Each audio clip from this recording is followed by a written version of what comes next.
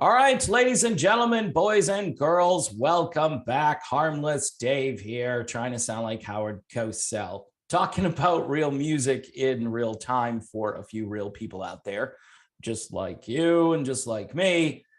Before we get started, got this album yesterday, Bonham Bullock, Deborah Bonham.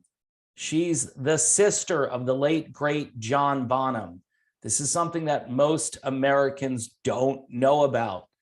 She is a big deal in the UK, deservedly so. This is the debut album with guitar player Peter Bullock. Bonham Bullock, kind of rolls off the tongue. Nice little logo there for the camera. Blues standards done right, done the correct way, and just a nice album all around. I think you'll dig the artwork.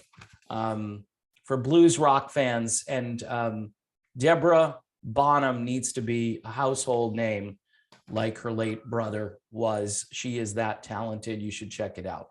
All right, let's talk stadium tour, right?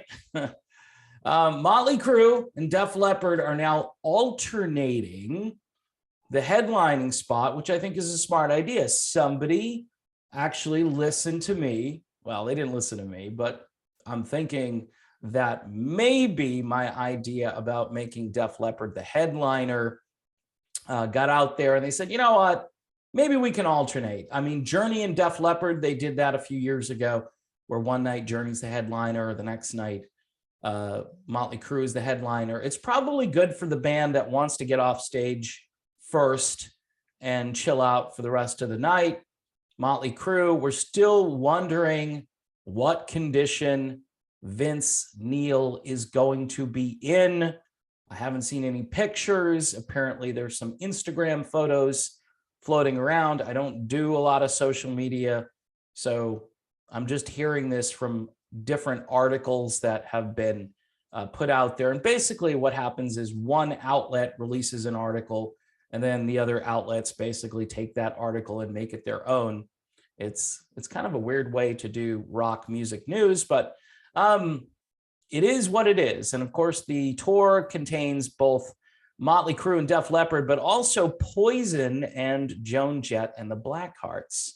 And these are big time stadiums. The first gig doesn't start until June 16th in Atlanta at Truist Park.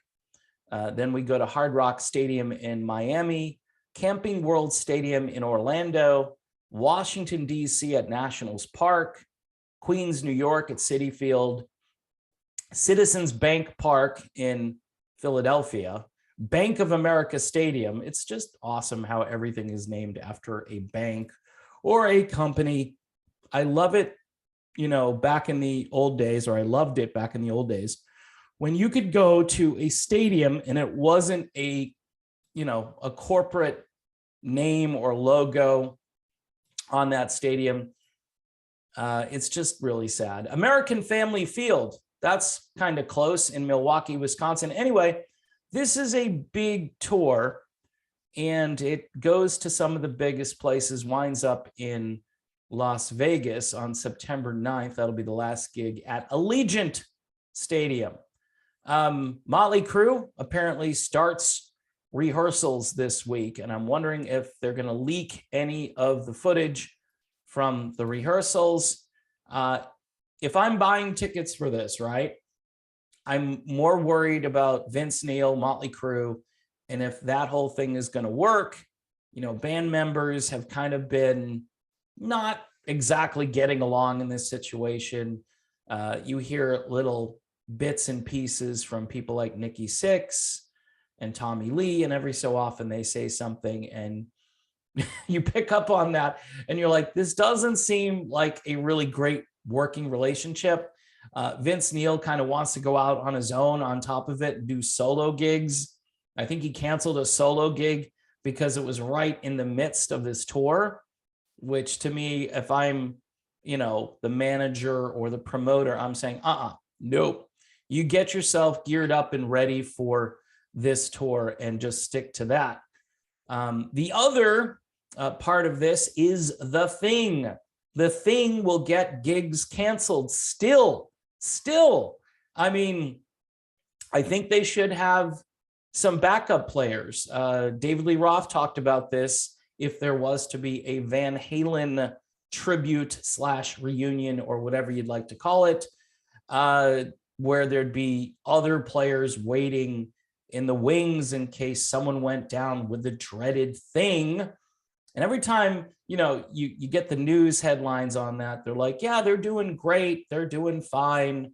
They did the CVS routine 11 times and they're doing great, even though they've gotten the thing like 3 times now. So there's so much I could say about this, but don't, because of the censorship and restrictions here.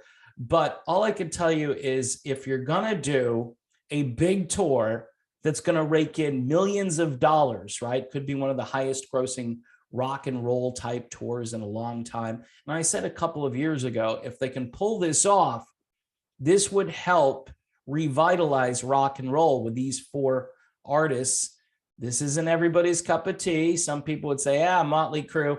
Again, they have that Dirt documentary, which came out, and then they've got that Pam and Tommy thing. Could be Pam and Tommy thing on, I don't know if it was on Netflix or Hulu or something like that, which, not a family-friendly show. Just throwing it out there. Not that anybody really cares all that much, but there were certain rock outlets that were doing play-by-play, week by week, talking about the episodes. And I'm thinking to myself, man, it's a slow news week for the world in rock if they're giving you highlights of a streaming services television show with Pam and Tommy. But according to Pam Anderson, most of that stuff was just made up.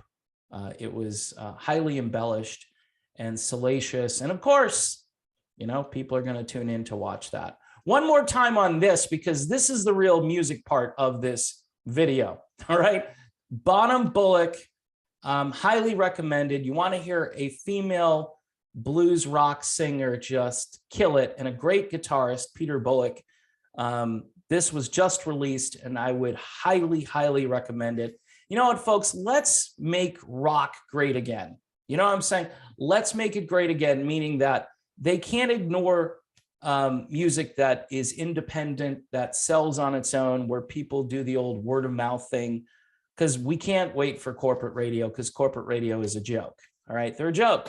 They're going to keep playing the same, 500 songs in their playlist, and most of them you've heard a billion times, and they're just banking on the fact that you're going to want to keep doing that for the rest of your life. Some of us would like some variety, and you can mix the old with the new and all that good stuff. I used to program and do the music stuff on various radio stations dating back to my college days. And it was a lot of fun to play new tracks next to old tracks. It really was. And people didn't change the radio station. In any event, we'll see what happens with this stadium tour.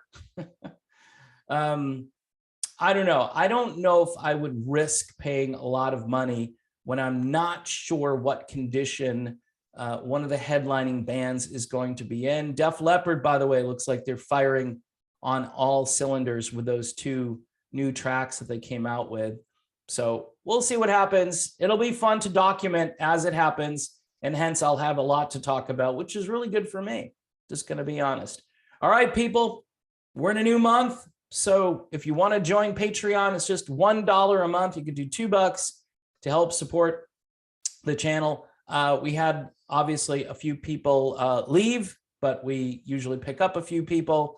Again, if we had 5%, 10% of this audience helping and supporting for $1 a month, things would be really, really great. And they're only getting better, right? Doing all right. The future's so bright. You got to wear shades. Oh, man. All right. I got to go. My brain is scatterbrain here, and I'll talk to you soon.